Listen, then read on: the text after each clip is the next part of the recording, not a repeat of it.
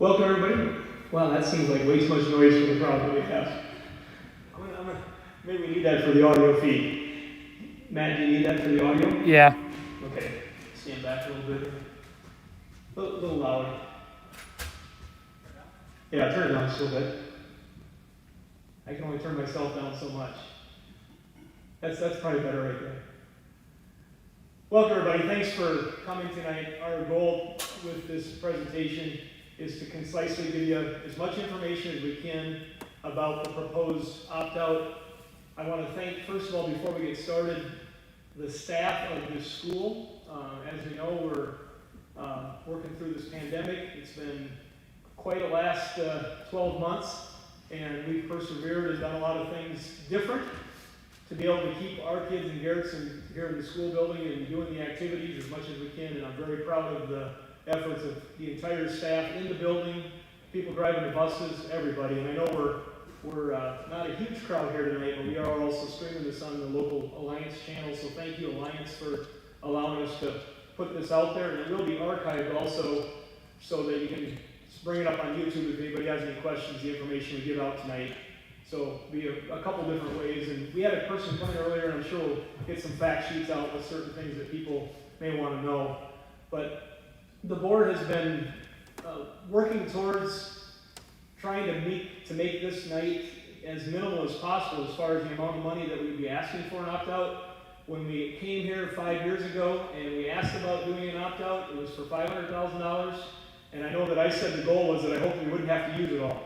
And as we closed in on the end of our 5 years, we did just that. We were able to cut back to $350,000 and not have to use that entire amount of money. And we're going to tell you the same thing again tonight. We've got an amount of money we'd like to be available to use, but our goal would be not to have to use all that money each year. And so that's the effort that has to take place. I want to thank the board because we've been working on this for quite a while. Mr. Johnson's been diligently putting information together, but thank you to Tony Martins and Ruth Serrar. Those two, their terms are going to be expiring on the board, so we do have openings on the board. We didn't get any petitioners for new board members for the full term, but we can still appoint people for a one-year term. We have had a little bit of interest. If you want to put your foot in the water and see how it works, that could be a way to do it. And so I want to thank those two. Like I said, their terms are expiring. Also, Cardi Flanagan and Rachel Hanisch, also board members, and myself, Shannon Nordstrom. But I'm not going to keep you here too long. We want to make this as concise as possible. Mr. Johnson's got a good presentation to put together. When we're done with the presentation, we'll have time for question and answers if you have questions, and we appreciate you being here. So I'm going to turn it over to Mr. Guy Johnson, our superintendent. So as far as tonight goes, we've got a couple of things that we want to get done. First, we want to talk a little bit about school budget basics. I know that some of you know more about this than others. And so, we don't want to get into the little minutia associated with that. We want to give some basic understanding. Obviously, we want to talk about the financial standing of the district, give you a little information about opt-out mechanics and how that works. And then really, we want to talk about what's changed in the last 5 years. And then lastly, through this whole thing, we'll be looking towards our past and looking towards the next 5 years as well. And so that's kind of the purpose of tonight. I did put a number of pieces towards the end with some questions that people have asked me already, with just some information that I know some people are at least wondering about. And then we'll also open it up so that if you've got other questions, it's one of those deals where we'd rather have you ask the question than not. And so that's kind of where we're at for tonight. As we start out, we'll talk about the basics of South Dakota school funding. We've actually got a number of different funds that are set up, each of them for different purposes. The fund we're mostly talking about tonight is our general fund. This is the fund that pays for kind of what you think of as our general operating expenses. Most of our personnel costs come out of this fund. It's made up of a mix of local dollars, state money, and some federal money as well. And then levies for this one aren't set at the local level. They're actually set through the legislature. Every year out of here, they modify the law and change that. And A couple of years ago, they really did a revamp of the formula, but essentially it's still based on the number of kids that you've got in the school district. You'll hear on the news they talk a lot about the per teacher funding formula or funding amount, but the number of teachers that the state determines we ought to have is simply based on the number of kids in the building. The next fund is a capital outlay fund. This fund is for large projects, buildings, technology, textbooks, various kinds of infrastructure, those things that you think of that will last a long time in the school district. Those monies are all local monies, and the maximum levy is determined by the growth factor of 3% or the CPI, whichever is less. And it's based on the amount of money that we collected in that fund in 2016. It's important to note that all property classes for this fund, they all pay the exact same rate. Doesn't matter if it's ag land, if it's owner occupied, or a business, utilities, any of that. It's all the same rate across the board. Two others that I think is important to talk about. We've got a special education fund. This fund is what's used to pay for programming for students who've got disabilities. This as well as a mix of local, state, and federal money. And the law authorizes the district to set a ceiling on the levy for the local funds for this one. State and federal revenues as well are determined then by a formula as far as a max number, and it's simply based on the kinds of disabilities that kids in the district have. Last one that I want to talk about tonight is the bond redemption fund. Best news about this, Shannon mentioned it, is that 2 years ago we ended our bond redemption fund. We actually were able to pay it off 1 year early and not levy taxes for that one. So we paid all of that off. That was the last bonds that we had, was to build this structure and the remodel adding some classrooms in the high school, all of that area, the commons, all of that. That was kind of that 2002 remodel, and that one has finally been paid off, so that is good news. Talked a little bit about funding sources, but it's kind of that general reminder. The general fund is a mix of federal, state, and local money, and we don't set the levies for that one. In law, it states that there's a ratio, and you can see that the ratio up there is for every $1 of ag taxes, the levy for owner-occupied would be 2.2377 times that, and then for all other properties, 4.6306. When you're talking about an opt-out, the levies for that opt-out are determined by your property values, but the levies have to maintain that ratio. That's something that's written into law. Capital outlay fund, as I said before, is all local money, and I think we talked about that one, but those are just all local funds from that capital outlay levy. Special ed is a mix of state and local and federal money. With this one, there's an additional funding mechanism for kids that are their program requires a high cost. It's called a high cost program, called the Extraordinary Cost Fund. And it's important to note that a district is, if you're going to tap into that, the district is required to levy the maximum amount allowed by law. So all of the local funds have to come in before we can tap into that extra money for any of those programs that are very expensive for our kids. Okay, so as far as opt-outs go, South Dakota law allows districts to opt out of those tax limitations in both the capital outlay and the general funds. For our purposes tonight, we're not talking about a capital outlay opt-out. This is just for the general fund. It does require board action. 2/3 of the board members have to support the resolution.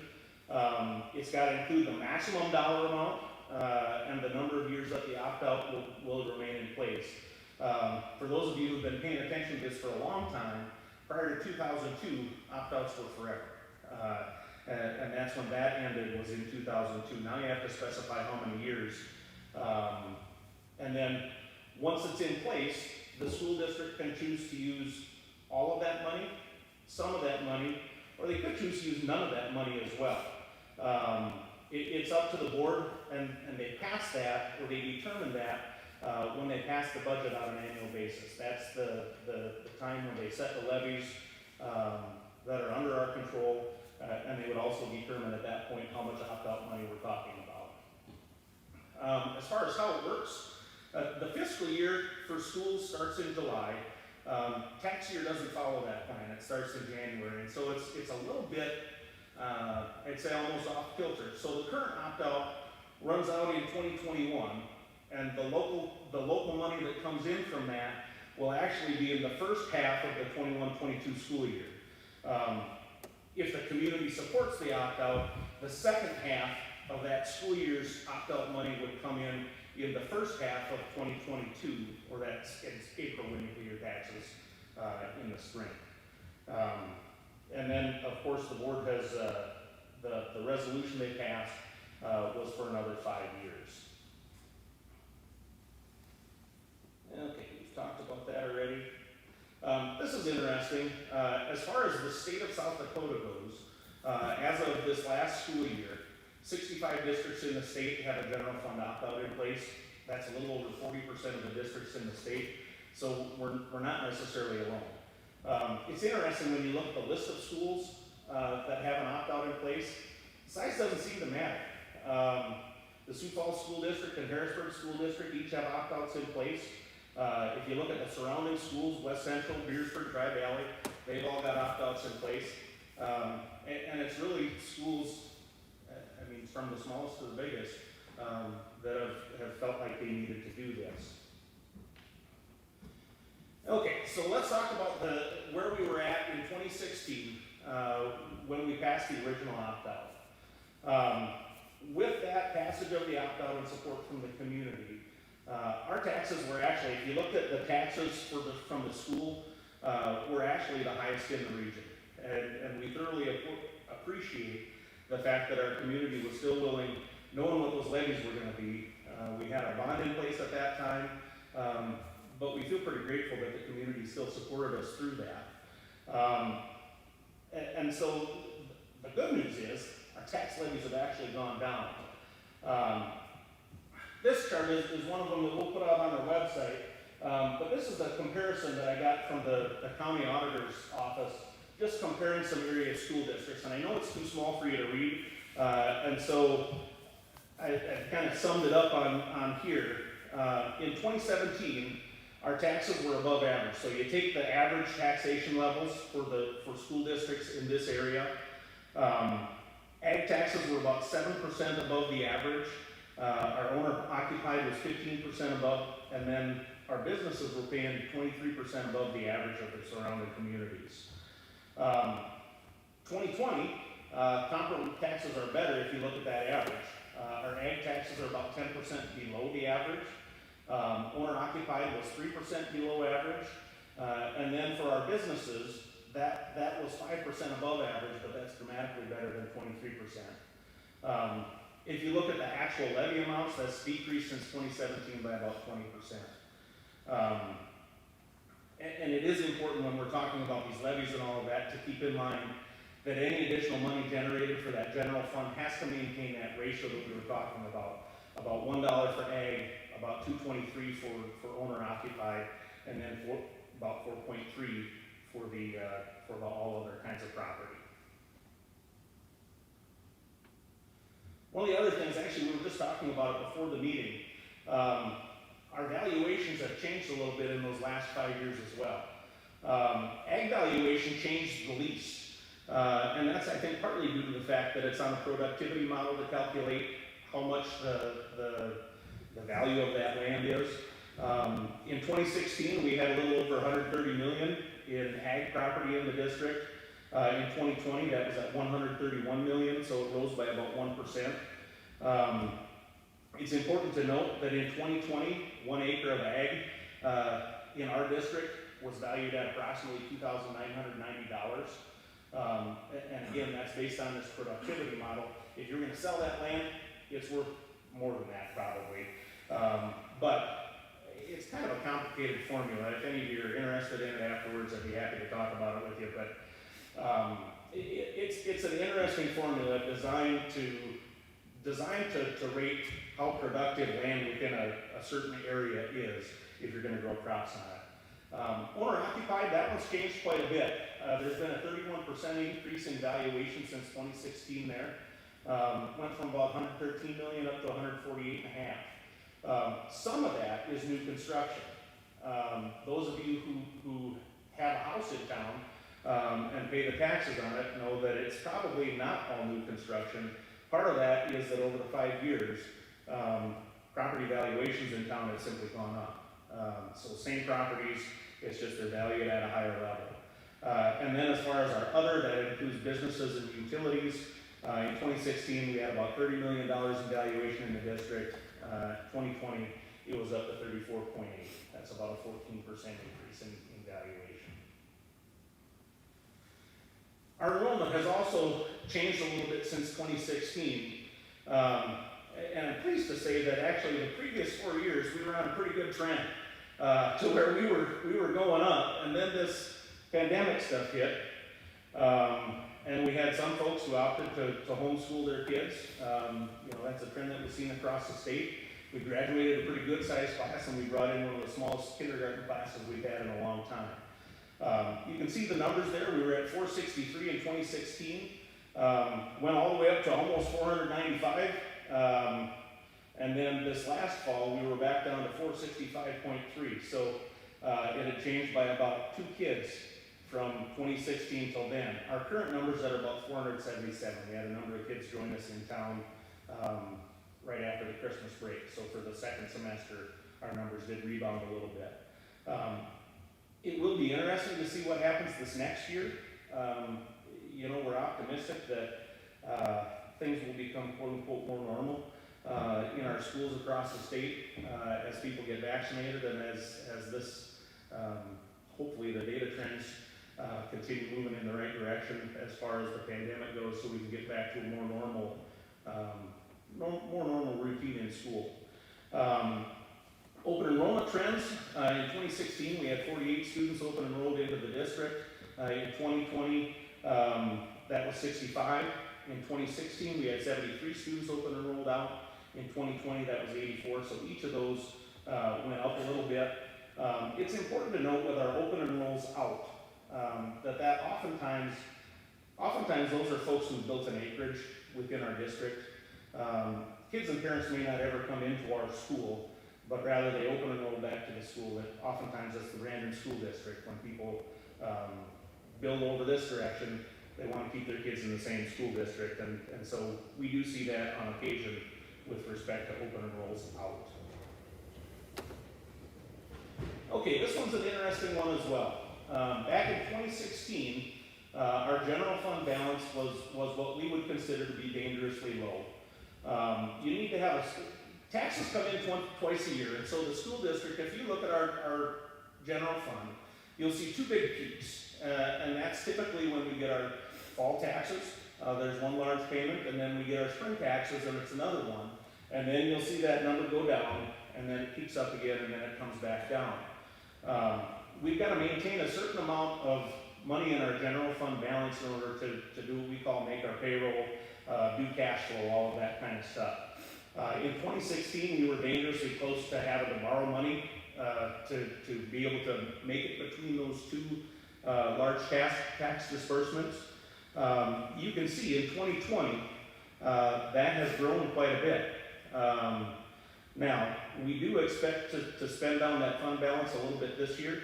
Currently, we're budgeted to use about $400,000 of that fund balance. Based on our current trends, we're not going to spend all $400,000 of that. It's probably, unless something changes dramatically, it's probably going to end up going down by more like $200,000 for this year. We'll know at the end of June exactly how it shakes out, but that's our best guess at this point. So just talking about that general fund balance, it's important to note that there are some laws related to school accountability and finances that requires us to hold an average fund balance of less than 30% of our expenditures. This year's been really weird. It's been really weird as far as just what we've had to do differently in school due to the pandemic. But one of the other things that's been very different this year is all of the federal one-time monies that have come in to help us with any pandemic-related expenses, all of those kind of things. There's an entity called the School Finance Accountability Board that works out of Pier that has applied a blanket waiver to school districts for the next 2 years. This one-time federal money, we've got 2 years in which to spend it on some specific things that are outlined in the law. And the accountability board has determined they're not going to hold any schools accountable for those increases in federal money. So far, we know what's happening with the first round of federal money for schools. We know what's happening with the second round that was passed just before the election. There's been a third round of federal funding that has also been passed, and we don't know yet how that's going to shake out or how that's going to affect our school. It could give us anywhere from between $200,000 and $300,000 to $50,000. We really don't know how that's going to shake out at this point. Ideally, when we're talking about that fund balance for a district our size, a comfortable fund balance is in that 18 to 20% range. And so ideally, what we would like to do is spend that fund balance down to around $800,000 or $900,000. So we've got enough money in the bank to make cash flow. If anything strange happens, and we've got unexpected expenses, we've got that money there so that we can make it work.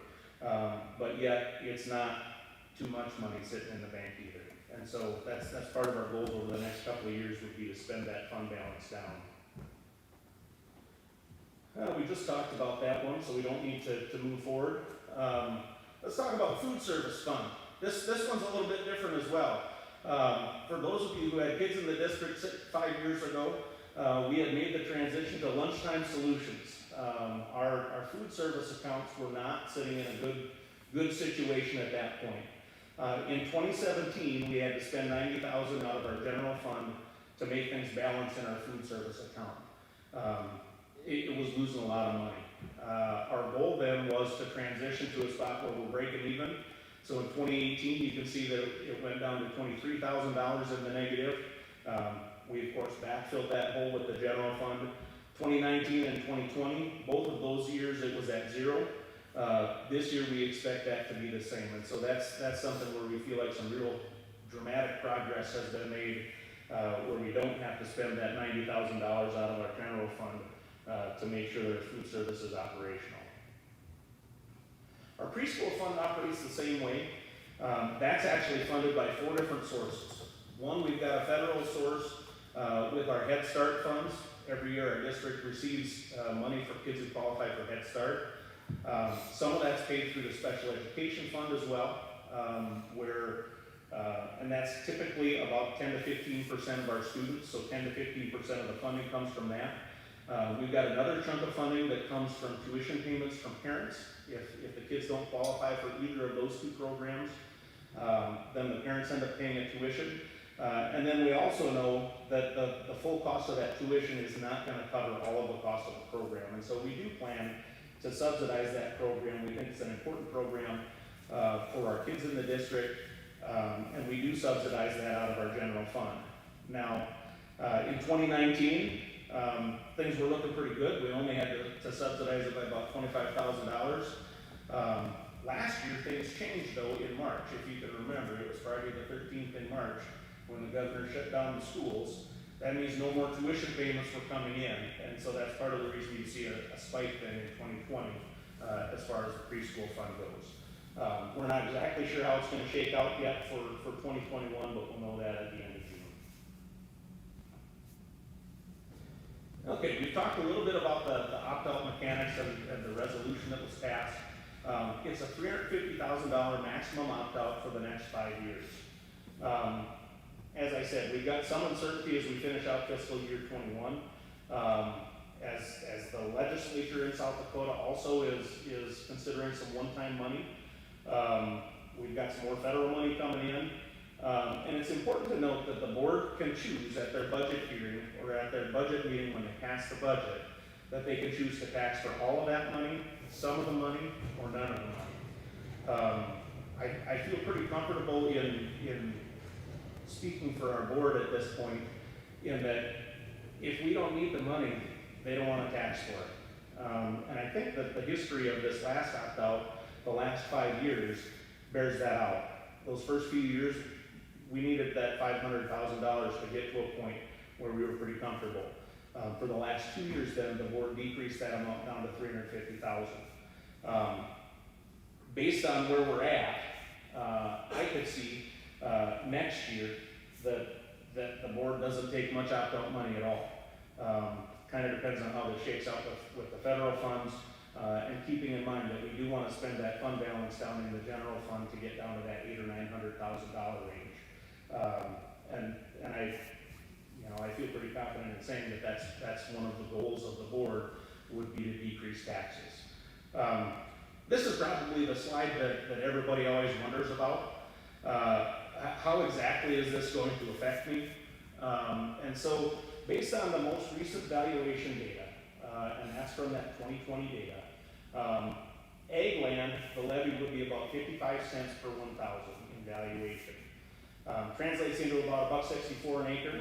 I don't know of anybody who farms 1 acre though, and so of course we'd have to do the math with all of that. Owner occupied property, the levy would be 1.2589 per thousand. Just to translate it out, if you own owner occupied property worth about $250,000, the annual levy would be a little over $300 for that, or translated into about $26 a month. For all other property, the levy would be $2.05.8 or 58.9 cents per thousand. So basically, for every 100,000 in property valuation, business owners would pay $258.90. Obviously, if you've got a business that's worth 10 times that, do the math, and you'd be able to multiply that out. Essentially, it's important to note that with a $350,000 cap or less, that taxes would not go up. They would simply remain at the same levels or come down a little bit as far as the levies go. And that does depend on what would happen as far as valuations in the district, all of that kind of stuff. The county auditor actually does those calculations for us and tells us what the levies will actually be. Okay, we just talked about this. Would we need the whole opt-out? I think I've talked about that one enough, so we'll just move kind of past this. I think it's important to note that in 2016, we really felt like we were at a crisis point in our district. We either needed that opt-out to go through, or we needed to cut some of our staff. The best news is we're not at that point anymore. We're at a much more favorable position as far as our school finances go. But we do believe that maintaining that opt-out is necessary to keep our district in a stable financial condition. Our goal with all of this is to keep our district viable, keep our community growing, keep our school growing, and do so in a way that's responsible. I'd open it up for questions. At this time, if anyone has any. If you don't, I'll go through and answer the questions that people have asked in general, and maybe that will work for you. So if nobody wants to jump up to the microphone at this point, I think we'll go ahead and do that. And that may spur some questions as well. If it does, please ask. So you may have seen in the paper that our school district is actually purchasing a couple of buses right now. Buses are expensive. They run between about $95,000 and $100,000 for a 71 passenger bus. It's important to note that school buses are one of those things that's purchased out of the capital outlay fund. So it doesn't come from the same fund that we're talking about. Our last bus was purchased a long time ago. I believe it's a 2015 model. And we haven't purchased one since. And then really what prompted us to move in this direction is that we were awarded 2 clean diesel grants. They're federal grants that will reimburse the district 33% of the cost of each of those buses. And so we'll be paying close to $200,000, but we're going to get reimbursed for about 70. So we're getting each of those buses for about $60,000 or $65,000, which is much better than just buying them outright. And the fact is that our buses are aging, and we need to keep repairing our buses, and we need to keep replacing those that are worn out. And so that's kind of where we're at with that. Many of you know that we had a relatively big, we had two big projects this last year related to the building. One of them was to replace the roof that was about 20 years old. That one cost us, just under $500,000. The other big project that we did, you can see our lights are different. Maybe people don't pay as much attention as I do to like lights and that kind of stuff in schools, but we replaced our fluorescent lights with LEDs. And then along with that, we replaced our main chiller unit. Obviously, both of those things were were put in place in 2002, so they were showing their age. The chiller was at the end of its useful life, and the good news about replacing our lighting with LEDs, one, it provides for a little better environment for doing what we do in the schoolhouse, and the other is that expense was a capital outlay expense to put them in, but we expect energy savings of between $15,000 and $20,000 a year. All those savings go towards our general fund. And so, there are some comfort-related issues there as well. And I think that when I went to school, we opened the windows. I think standards have changed now for most folks as far as what they're willing to tolerate with respect to that. And so, I think we need to keep our district moving forward with those things. This is a question that I've heard in a couple of different ways. The question is this opt-out of tax limitations, is it sustainable, and how long do you expect it to keep going? I think it's important to note that the community and the school are kind of hand in hand in this growth idea. And it really does depend on what happens in our community. Now, in the last year, we've seen some pretty promising indicators. I know they've done some pretty significant work as far as infrastructure.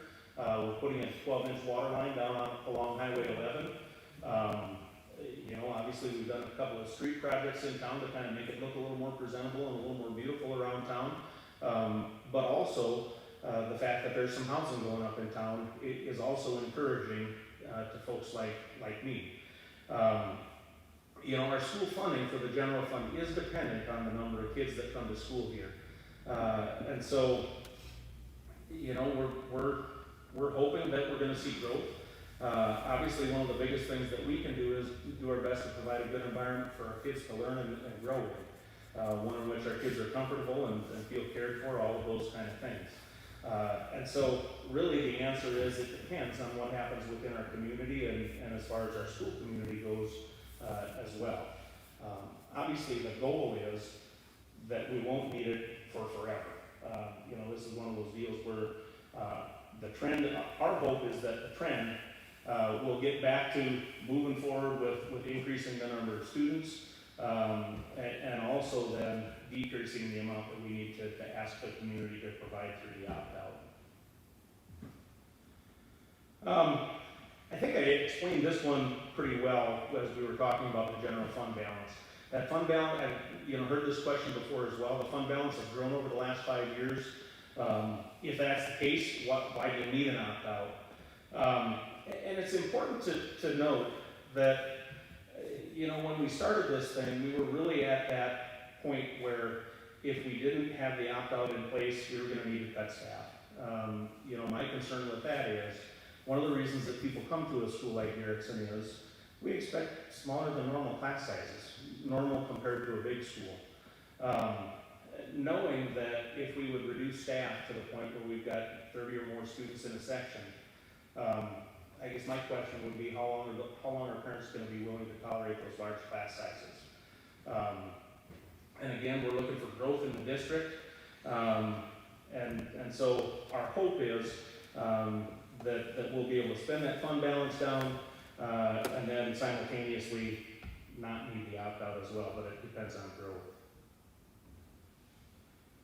Okay, this is another question that state law does allow us to transfer money from the capital outlay fund into the general fund.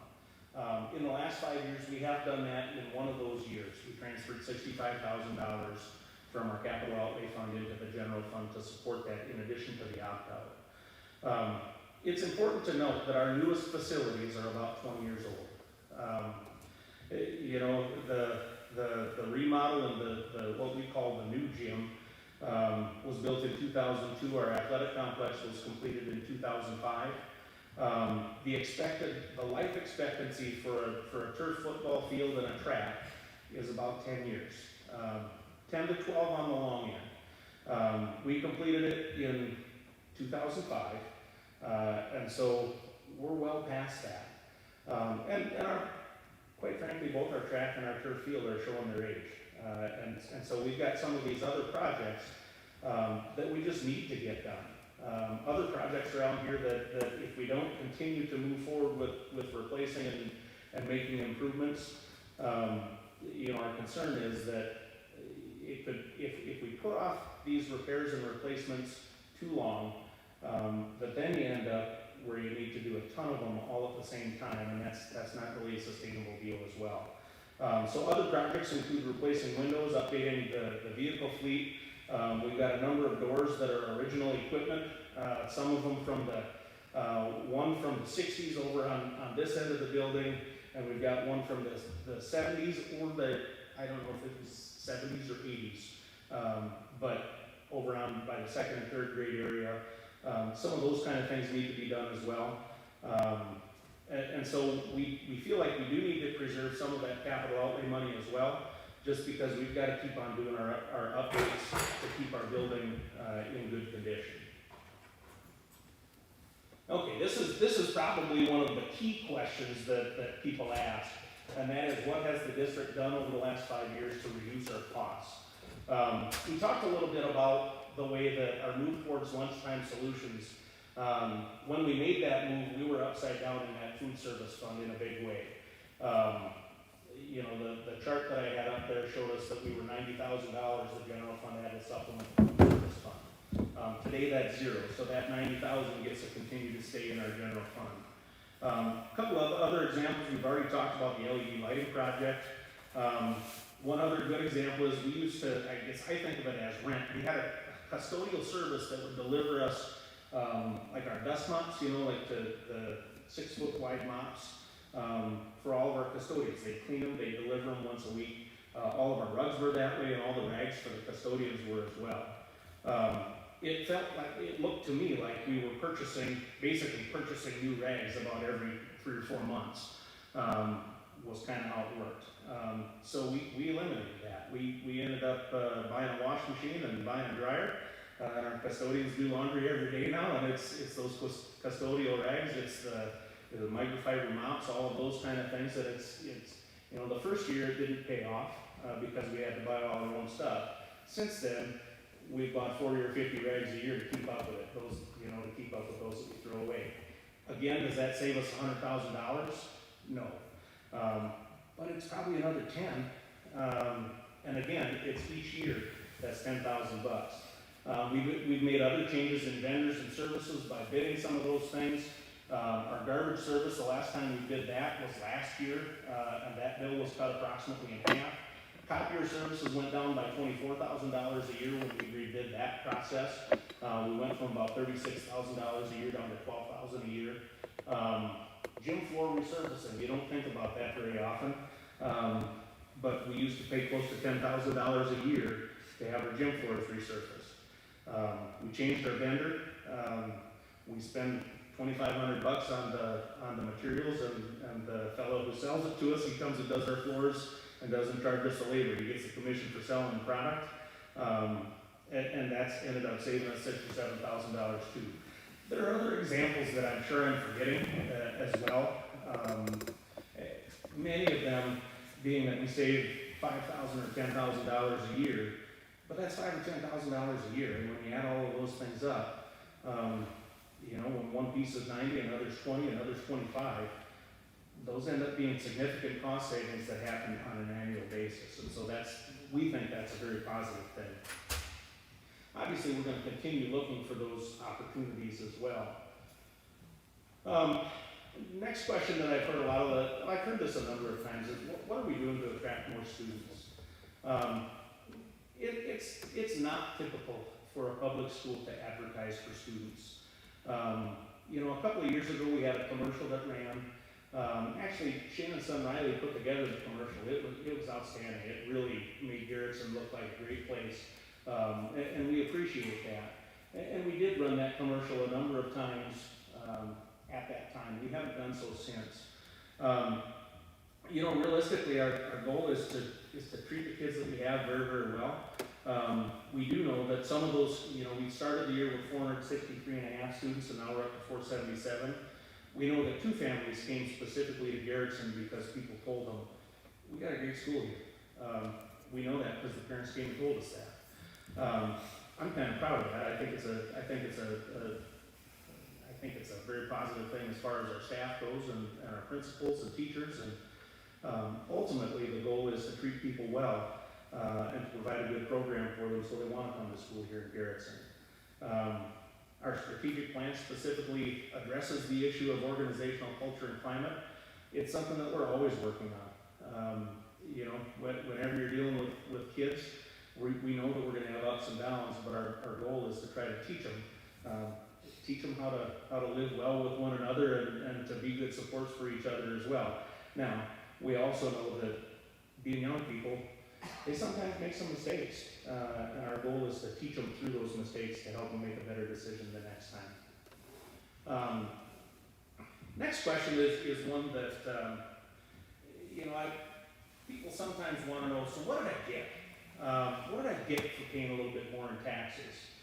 And I think the answer to that is we've maintained the program just like we told the community we would.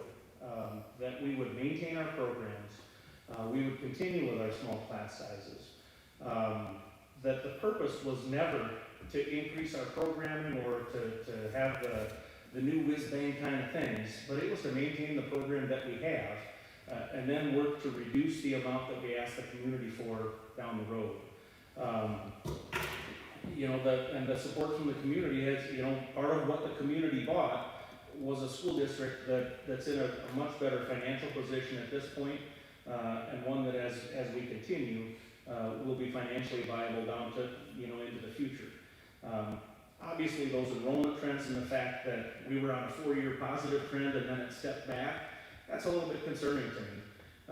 But yet, we're not sure what next year's gonna bring, and we're hopeful that some of those folks who decided not to come to school will come back to school this next year. Anecdotally, we heard from some parents that just didn't want to start their kids not knowing what the year was going to be. They didn't want to start them in kindergarten this year. Obviously, we're hopeful that we're going to have a little larger class this next year, but time will tell. Next question I hear is one that people ask about our academic programming. So what's happening with our academics? Where are we at? We've continued moving forward over the last few years. One of the things that we've put in place in grades 3 through 5 is kind of a new method as far as teaching reading. Our teachers, even through this pandemic year, have continued on with their training and put it in place and have seen some good results with it. Next year we plan to implement a new curriculum in grades K through 2.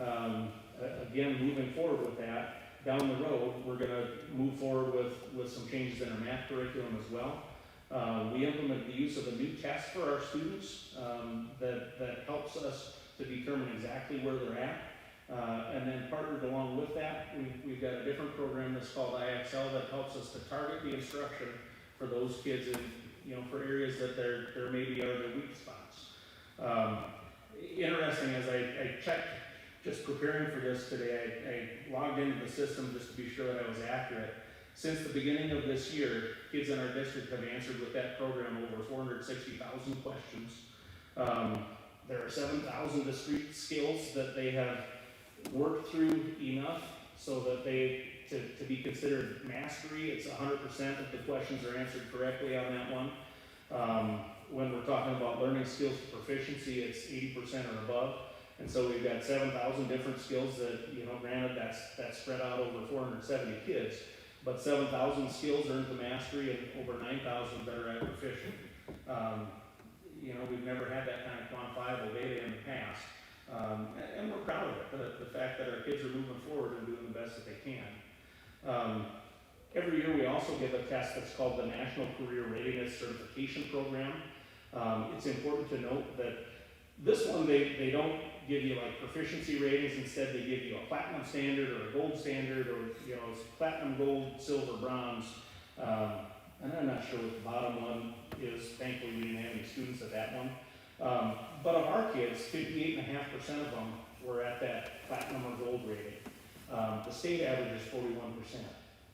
And so, we feel like that's a pretty good indicator that things are going well in our classrooms and our high school as well. If we look at our ACT scores, if you're interested in the specific information, I know that this is small on the screen, but I'd be happy to provide you with the information. In the last 5 years, we've hovered just above the state average, to just below the state average, to just above the state average, and it just kind of goes up and down. What you see there is that if you look in the upper left-hand quadrant, that's the average composite ACT scores, and the blue is Garrettson, the green is the state. And you can see, so for the last 5 years, 2 of those years we've been a little above average, 3 of the years we've been a little below average. In a district our size, that's one of the things that we oftentimes do see with respect to our standardized test results, is that class to class there is a fair amount of variation. And part of that's just due to the fact that we're testing 30 or 40 kids instead of 200. So those laws of averages help us to understand that piece of it. But our kids typically have a strong showing in the ACT where we're doing well. Smarter balanced test scores as well. Here again, if you take a look at the last 4 years, the numbers on the left are math. So we've got some years that were above the average, some years that were below average. On the right-hand side, we've got our English language arts. Each of the years in English language arts were above the state average. And so we feel like we're still able to offer a good academic program and a solid program for our students. And we feel pretty good about that. I've only got a couple more slides and then you can ask questions. And so we'll go from there. The 2 main topics to talk about as well. One of them is how can you justify continuing to increase the salaries of your staff? Knowing that we're paying additional taxes to support that. And what I would say to the community on something like that is that we've got to continue to hire good people here in the Garrettson School District. Realistically, we have to stay competitive with the districts around us. Geographically, we're pretty lucky. I don't know if it's luck, but it's one of those deals where people want to live in the southeast part of the state of South Dakota. People do want to live around the state of Sioux Falls, or the city of Sioux Falls. And as these young people are shopping for which schools they want to work in, these young teachers, one of the things that they are going to compare is the starting salary. I've listed a number of those around the city of Sioux Falls. We're higher than a couple of them. We're lower than a lot of them. The good news is that we're right in the same ballpark as many of the districts around, starting our teaching staff at right around $40,000. Obviously, it doesn't help us much that we're sitting right next to the highest starting salary district in the state of South Dakota with Brandon Valley. But yet, we feel very fortunate that we've been able to hire quality teachers to come in and work with our kids. And each of them has really added something to our programming. One of our concerns is that statewide, typically we're seeing fewer college grads going into education. I suspect that this year probably hasn't helped that whole a great deal. But that's one of the reasons that our board feels pretty strongly we need to stay competitive, and I agree. It's one of those deals where we're if we've got an opening, chances are one of these other districts does too. Okay, and the next one is one that I have had a number of people ask about this as well. And the question is, how does our district compare with other comparable districts for administration? Are we top heavy? Do we have too many administrators?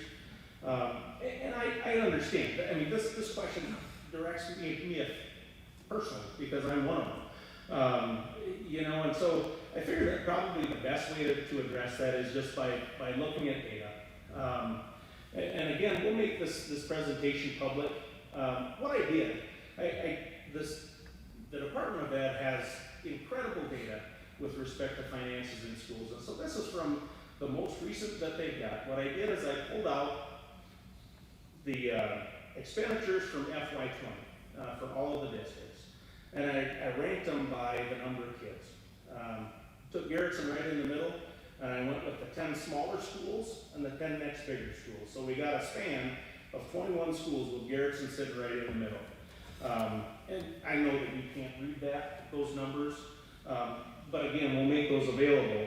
To sum it up, we compared those next 10 smaller and 10 larger schools, and when ranked with spending the least to most, Garrettson ranked number 6 out of 21 when you only look at administrative costs, so that's looking at our principals and superintendent and the folks who support us, so the administrative assistants would be in there as well. And if we include our business manager, Jacob Schweitzer, in that, we're up to number 7 if you include the administrative and the fiscal services. That would include not only his salary, but also one of our administrative assistants works mostly with his office working on some payroll stuff and some of that. And so I feel pretty good about that out of those 21 schools, if you look just at administration, we're number 6 on the list. And if you lump in the fiscal services, we're number 7. So that's a good thing. The other piece that I think sometimes people don't understand is that our administrators in this district do wear multiple hats. My job includes being the superintendent, but I'm also, I don't know if you call it co-activities director. Kevin Steckler does much of the activities work. I guess I think of it more as he probably thinks of it this way too, is that I'm more like the assistant activities director, because he does handle much of the communication with some of the other folks in other schools, but yet I spend a great deal of time supporting him so that our activities run smoothly. Our elementary principal is also our special education director. Mr. Long, our middle school, high school principal, he's also a bus driver, also our football coach. Many of you know that. So, I mean, it's one of those deals where, I mean, typical of a school our size, lots of folks have to do lots of different things to make it work, and that's important. You know, one of the districts around here that's very similar to Garrettson is if you look over in the Baltic School District.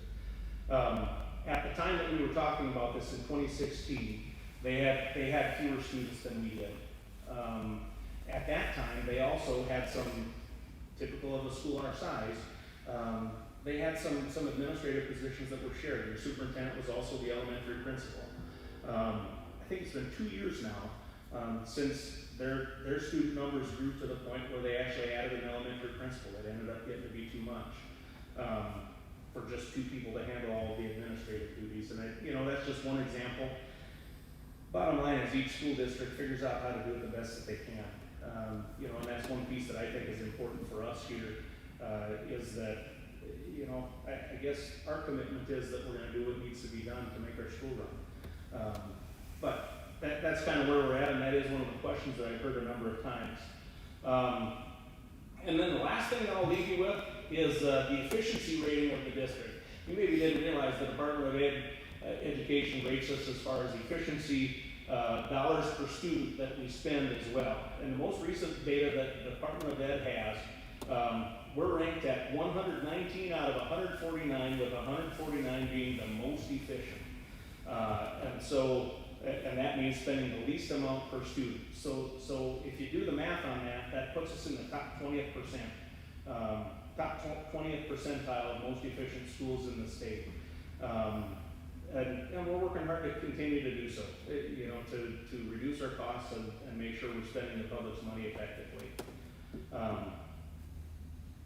Yeah, so in closing, I'll give you a chance to ask questions in just a second. You know, our model that we adopted a few years ago is that we're growing our future every child every day. And you know, it's interesting because we really do take that to heart. You know, there are obviously times when things don't go quite the way that we want them to, but yet that is a piece that we come back to every time, that we think that creating an environment where kids want to come to school is important. We're doing our best to provide that. And we do believe that we're headed in a very positive direction.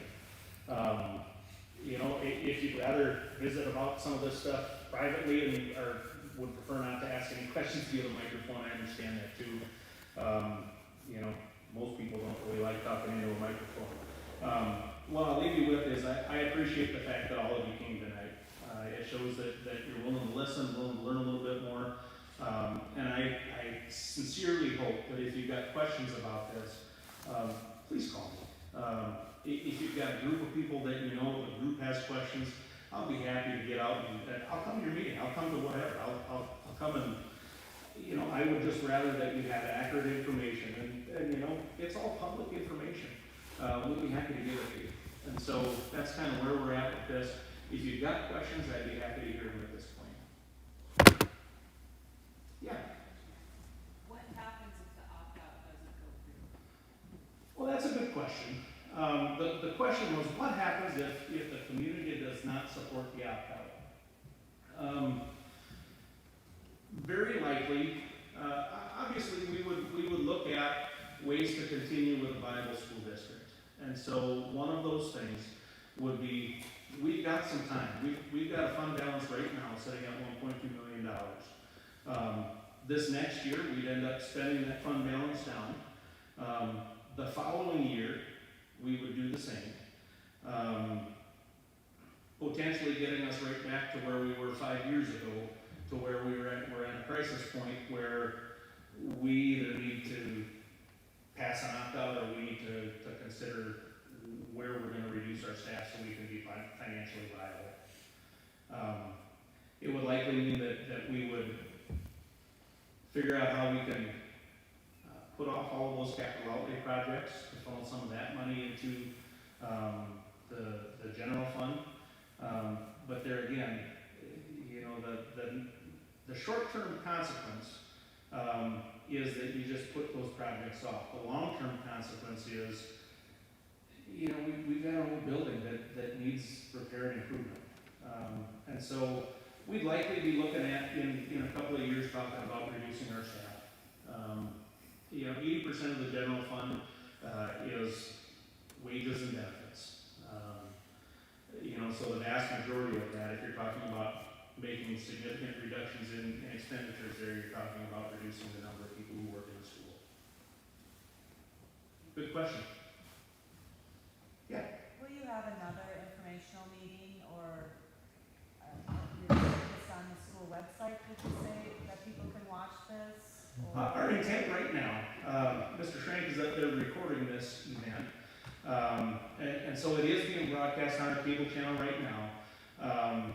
He's going to take a look at the video, and if it is video that we feel like is viable, meaning the audio, there's no problems with that or any of that, our intent would be to put a link out, you know, and share it through Facebook, share it through some of our social media, put it on our website, those kind of things so that people can see it. But, I mean, our intent would be that we want as many people to know about this as we can. So we'll probably end up scheduling another one. You know, our first, we wanted to have this one early enough to really get a feel for, you know, what our audience was going to be tonight.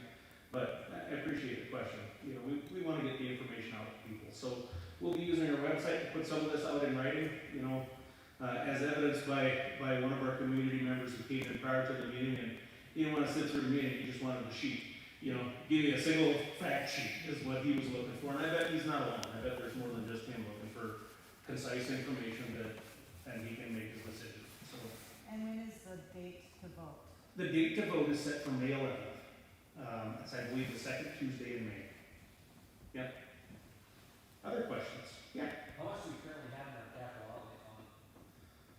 Oh, typically, we collect about $900,000 for our capital outlay fund. At this point, we spent about $400,000 of that, the reserve in capital outlay for these two projects. Jacob, do you know right offhand what our fund balance is there? Not exactly right on hand. I can get that information and we can get that out. Obviously it's not, it will fluctuate a little bit, yeah, but you're right, with those numbers you indicated are accurate, yeah. Yeah, we collect about $900,000 a year. We just refinanced our capital outlay certificates, which are the debt for the capital outlay fund. And so this year, we will have, or this coming year, we'll have less of a payment there because we refinanced them. You know, the good news is, that, again, it's one of those deals that's over the course of 10 years, it's gonna save us $40,000 or whatever it was. You know, a little bit every year for 8 or 10 years. And the other piece of that to just be aware of is that, our goal would be to go into less debt when we do have to redo our football field and track. You know, but that's a fair question and a good one. I didn't anticipate that one, so I don't have that number with me, but. I might have it, keep talking. It actually poses another question too, if we're gonna spend down the 1.4 million that we have in general funds, that Mhm. 900,000, so we're talking roughly $500,000. Mhm. Is that slotted specifically for school buses, or can we use that for some of the other projects that we have coming up? Would there be better expenditures of those resources? Well, the general fund of 1.4 million is in the general fund, so school buses don't come out of that. That comes from capital outlay. You know, and the idea would be that, well, I mean, it's one where we could spend it down with a large purchase or some improvement.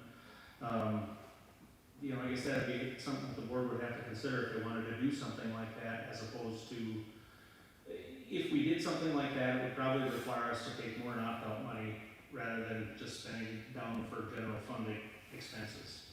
What would we spend that? Just one second, I got the number. The capital outlay fund balance as of 2/26/21 was 547,699. What would we spend that $500,000 on to get it down to the 800,000 or 900,000 level in the general funds that you were referring to? It would be to support the programs. So essentially, we would spend it on those recurring costs of people to run our programs. You know, 80% of that is people costs. I think your question, like, we're still in the middle of the budget cycle, so that fund balance is gonna be spending down as we run off this budget cycle till July 30th. That's normal. That's what we thought about spending on the balance, and that's what Mr. Johnson's saying. We don't quite know yet until it's over where it'll shake out at, but we're budgeted to spend it down by another $400,000. That'll bring us down from the 1 point, whatever it was, to where it'll shake out at. So, Yes. is that what you're looking for? Yeah, no, that answers the question. He apparently heard the question differently than I did, which is okay. Yeah, at the end of this year, we expect that it's gonna go down between $200,000 and $400,000. We don't expect it to go down by We're 400. not looking for other stuff to spend on, it's the normal spending. No, it's just the normal support of the program kind of stuff. Other questions? One of the things too on the capital outlay stuff, when we first started looking at these big projects for the roof, we found out the roof and the heating and cooling system. The first time we looked at it, we were really thinking we were gonna have to do capital outlay certificates. And the board was very much against doing that, and we said, you know, we gotta find a way to do this without issuing capital outlay certificates. And so we just made a different plan to move some other stuff back, and we worked with a consultant, and we paid a consultant a little bit of money that helped us really get our arms around the way to do both those projects in a shorter period of time and kind of get them off the books so we can start forecasting for some of these other longer range projects. You know, he mentions the turf field. You know, the sports complex, when it was put in, that was not everybody's favorite idea at the expense that it was put in. But the fact is, it got put in, and it's there, we've got to maintain it. And so those expenses have to be budgeted for, and they're not small expenses to resurface a running track or figure out how to redo a turf field. Whether you put it back to grass or try to get it rejuvenated, it's a lot of money. And so we've got that stuff kind of hanging on the horizon when it comes to capital outlay. And then plus just tons of fixer-upper stuff around here that's just got to keep going in the building. Good answer. What feeds the capital outlay fund? That's a different taxation that comes out of the. That's all local money. Is it part of the opt-out? No. The capital outlay is set. It's a separate levy, specifically all local money, though. The state doesn't contribute at all to capital outlay, it's all local money.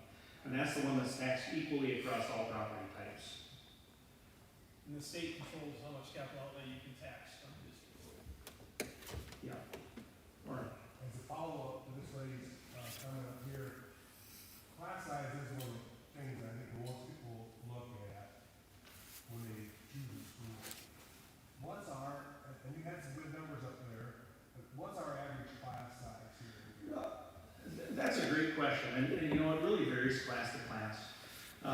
Our average is probably 37 or 38 split into two sections. That's the average. We've got some larger groups though that are in those low 40s, and we've got some that are right around 30, just under it. You know, typically, well, like our kindergarten's a great example. We've got a pretty small kindergarten at this point, but realistically, we feel like it's important at that age that we have those smaller groups as opposed to having them all together and having 26 or 27 in one room. So we kept it separate. You know, in the past 5 years, we have combined a number of elementary classes when they're below 30. The difficult part with that has been in the beginning of the year, we might start with 24 or 25. By mid-year, we're up to 30. And of course, if we've got kids that could come in grades K through 6, which grade do you suppose we end up getting new kids in? It's the one we put into one section. You know, and that has happened a number of times. And so, you know, we've ended up with smaller groups for a year or two, and then we've had kids move in to those groups, and so we've had to split them into two sections again. You know, and they're small classes, they're 31, 32 total kids, you know, so we've got 15 and 16 in some of them. And one thing I want to share with people here, I mean, sometimes people forget, we're about that size school, that's just the wrong size. 30 kids per grade. You know, we're 32, we're 34. You put 16 in a classroom, you put 32 or 34 in there. We obviously think that's too many. But it's surprising to me, when your first graph showed that a lot of schools are opting up, aren't ones just our size. I can see why schools our size have more of a problem. Because how do you put that staff, you know, to work when you've got such small class size and without having one subject or 35 kids or 38 kids in one classroom, and we don't want that. So we applaud your efforts of trying to make it work and spend within our means, and of course that's what we have to do. Another question or observation, when you look at the pay for Garrison teachers, I think your calendar is 5 days longer than most schools too. It's longer than many of them. I mean, we have a full 180 days. Many of them, it's 175 or 177. And so, if you add that into the equation with the number of days, you're getting a pretty good deal. Yeah, that's a good point, Lauren. Well, as a board, we've worked quite diligently when the states have more money, when we can get more money to bring that base salary up, because we do know that when you got Brandon right next door at 48,000, you've got to be as attractive as you can. And we've brought in some really nice teachers that have been a nice addition to our staff. We're very excited about. And so it's a goal. You got to be competitive, and that'd be the easy thing. Whether it be an administrator or a teacher, to say, well, just pay them less. They're not going to work here. That's just all there is to it. The market has moved considerably, and it makes it hard to be competitive. And we got to keep matching what the market's doing around us too. Just like any other business, it's competition to get the people to do it. Another follow-up, in COVID money, you guys, as school district, there's some money coming. Now, at the state level, you hear the governor has a wide range of ways she can use the money. Mm-hmm. Are they being pretty easy on you guys, or are they being pretty tough on how you can use that money? Well, that's a great question, Warren. You know, there are three main ways that we can use this second round of COVID money. The first round, we received about $80,000, and we spent that on all kinds of PPE. You know, to prevent the spread and all of that. We bought all kinds of masks, plexiglass, you know, barriers, all kinds of different stuff related specifically that way. With this next round, we've got three main uses of it. One of them is building improvements specific to your HVAC, so we could put like ionizers in all of our vents, immune vents, that kind of stuff. The law specifically says that you can use some of that money to replace doors and windows.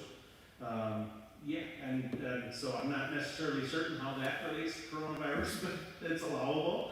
So you can Yeah, maybe that's it. I don't know. And then the two other areas are one of them is for remediation for students that have experienced some loss in learning, so they're not at the spot where they need to be, and that's consistent with what we've been able to do with some of the other COVID money we received as well. This year we've got an additional aid in our Title I program So we're essentially able to see twice as many students in our Title I program for remediate elementary kids this year. And that's not spent out of our general fund money, that's COVID relief money. And so that's $33,000 that we'll spend this year, that's all that COVID money. And then the last big way that we can spend that money is addressing issues related to students' mental health. And so there are those three main areas for this second round of COVID money. One is to address learning loss, one is to address mental health, and then the other is building-related issues. And that's really interesting because we've, the spread, they use some specific formulas related to poverty to determine how much money each school district would get. And there's some school districts in the south central part of the state that are receiving $6,000 or $7,000, $8,000 per student. And they're gonna end up doing some different building projects, probably revamping their entire HVAC systems. We're not in that boat. but we are putting together the plan of how we're gonna do it. I mean, we do think that the learn loss piece and the mental health piece are both critical. But if we don't figure that we're gonna spend all the money on that could end up, if we replace the doors and windows, potentially next summer, or 2 summers, not this summer, but the following one. That money then could replace some of the money that we were gonna spend on that in the capital outlay fund, which then frees up those funds to help us when we have to refinish the football field and the track. You know, As far as bonds, you mentioned the schools all pay off. we are. So the only we're still paying on is the bus fund. We're paying on our capital outlay certificates, and at one point, you could probably say this series was specifically for the bus garage, but after we refinanced, they all kind of come together. So I can't tell you, there were like 4 different series that were all pushed together, that we had a couple of years on this series, might have 7 years on this series, and all of that. So now they're all pushed together at a better interest rate. And so it does include the bus garage. That's the most recent big project that we've done. But I know that there were some bonds associated with building the concession building up there at the football complex. And I believe we were still paying on some of that too. And those certificates had all been refinanced too. So, and each time they do that, they kind of just put them all in one pot. That's kind of how they do that. They take all of that debt and roll it into one loan essentially is how it works. Could we say the athletic complex is probably paid for, isn't it? Yeah. Yep. Yep. There's work to do to re-up it's paid Yeah. for. Yep, it certainly is. Yep, those certificates are gone. Now the downside is that it's not cheap to resurface your track and to redo the turf. I mean, that'll be a significant project. We haven't had an engineer take a look at it to give us exact, a real estimate of that. But yet, I mean, they, just in consulting with some folks, they told us to plan on $1.5 million to $2 million to do both of those projects. So we will end up taking some certificates out. Now our goal is that we want to take as few as we can. It's much better to just be able to continue using that money for some of these other projects and keeping us up with our technology and textbooks and all of that kind of stuff too. It's really, when I think of capital outlay, I think of what Mr. Shrink and before him, the Bennett's, what they had done to get us prepared so that when it was Friday the 13th last year and we had to go online learning, this crew was really ready within a week to put a plan together. I mean, but really shortly though, we had this stuff here. We were already in a good position to make our moves. And yeah, we should be proud of that. And that was all capital outlay money that we have been working towards over the years to get to more one-on-one devices with each kid so that we could be ready to do those things. And so I was really proud of the district, the way we were able to rally, and we were up and going before a lot of other districts were up and going because of that. And deeper into our kids down more years than a lot of districts were. And we're going to keep improving that. That's part of that capital outlay money is this technology just changes so fast for what the kids are going to be using and the way that they're learning, especially this younger generation. It starts off with, they come out of the womb with an iPad. That's kind of how they learn. So the more of that we can do is gonna be helpful also. As I got my mouth open here, if you haven't met our new business manager, Jacob Schweitzer, make sure you meet him. He's in town, got a house here. Nice young man that's really given us a valiant effort to give us good spreadsheets. When we sit down at our board meetings, have good information, and helping Mr. Johnson, those two working together very closely to get this financial records very precise. We put a lot of work into, I'd say, since the Rod Fisher era ended, abruptly, we were able to use the people that came in and helped, and that transition now to Jacob to learn a lot and to really clean up our balance sheets, our budgets, our categories, so we can much better pinpoint what expenses relate to which things. And that's like any business, you gotta have good numbers to run it by, and we've really cleaned our numbers up since 2016 also. I'm very proud of that. When we sit down as a board, we've got very good information to make these decisions. And our goal, and I said it in front of a much larger group last time, is that if we can continue what we've been doing, this isn't a new opt-out, we'd like to look at it if we can get the community support as a continuation of what we've been doing, we can continue to be more surgical in what we do. Instead of having to get out an axe, we can use a scalpel. And we can keep working on improving the district without having big setbacks. And my goal as the board president is that we could take as little of this opt-out as possible, but I do want to have that in our pocket, and I hope the community can trust us that we're not going to use it unless we have to. And that is, we don't know how this federal money is going to shake out. If the next round of federal money comes and there's so much money floating around that we can spend it on other things, we're not taking the opt-out money. But we are deficit spending on our budget each year if it wasn't for some of these one-time monies that come in. So the town has to continue to have growth, and the district has to continue to be smart about what we do. But we're hoping that formula can just continue to converge into a point where eventually we're out of this opt-out cycle, and at a minimum, taking as minimal opt-out dollars as possible to maintain solid programming in the district. And the goal should be to expand programming, because there's still some of these higher end math programs and things like this that we're lacking in our district that a lot of people would like to have. That should be our goal, is to get down where we can spend it down and then look for growth in programming, not just maintaining programming. So our goals aren't lofty right now. Our goals are to maintain. Our goals, we want to go higher than that as a district. So that's kind of my little stump speech as I think about where we started in 2016 and where we're at now. When we got our numbers together and they said, hey, you don't have to take all the money, we said, we're not taking it. We're not going to go looking for things to spend it on. We want to stay competitive with our staff. We've got, it's not just teachers, it's not just administration, it's the people that clean the toilets and the rooms and the floors. It's the people that drive the buses. Those markets are competitive and hard to hire. It all is costing more money to run a business, and anybody that's got a business knows that. And so we're just trying to maintain things as best we can. So, and your household budgets, everybody knows it. Nothing's going down in price right now to maintain how to run. So. Any other questions tonight before we draw to a close? See everybody kind of looking side to side, getting ready to get off the bleachers, I understand. I sincerely thank you for coming. And if you do have questions, call us in the office, send an email, reach out. I want to make sure as many people have the answers they're looking for as have questions. And so, thanks for coming tonight.